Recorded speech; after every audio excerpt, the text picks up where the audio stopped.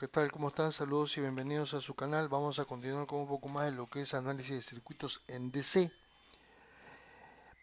Y ya terminamos lo que es introducción. Vamos a entrar entonces a lo que son las leyes básicas de la electricidad. Y vamos a ver en esta ocasión lo que es la principal ley, la más importante de todas, la ley de Ohm. Gracias al señor George Simon Ohm, físico alemán, que llega a descubrir la relación que existe entre el voltaje y la corriente. Antes que él, pues se suponía que el voltaje y la corriente no tenían un vínculo entre ellos, ¿sí?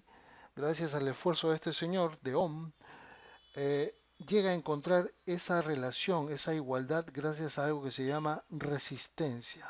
Y dice que el voltaje entonces es igual a la corriente por la resistencia. Lógicamente de acá pueden salir dos fórmulas más. Si nosotros acá ponemos, por ejemplo, la corriente sola, hacemos una igualdad, la resistencia pasaría abajo y tendría entonces al otro lado el voltaje sobre lo que es la resistencia.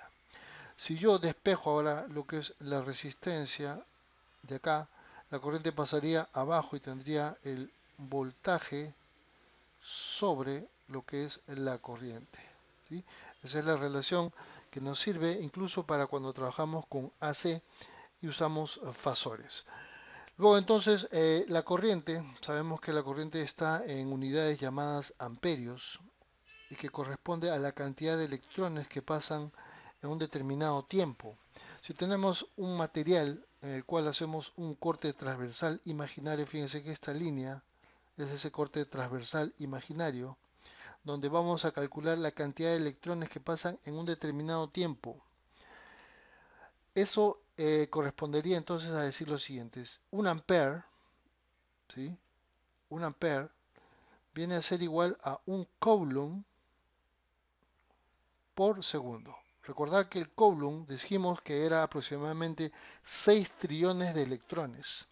Es decir, un ampere es el cálculo de que pasen 6 trillones de electrones en un segundo. Eso equivale a un ampere, ¿correcto?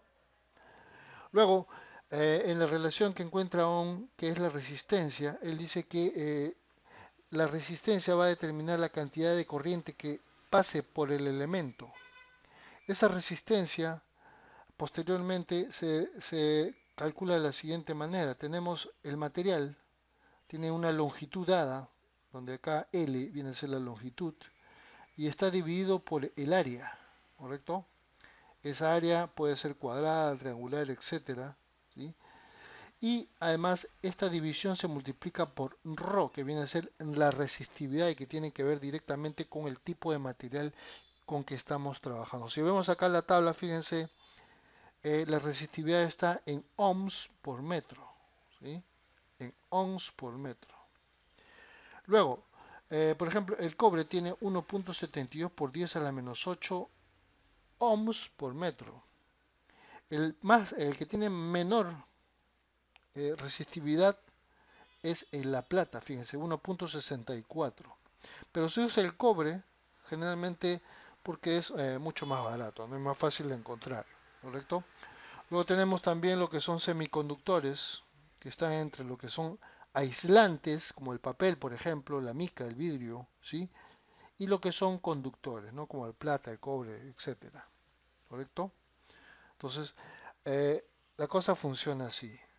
Mientras el área sea mayor, la división se va a hacer más pequeña. Es decir, mientras más ancho sea el área del material, ¿sí? La resistencia va a ser menor.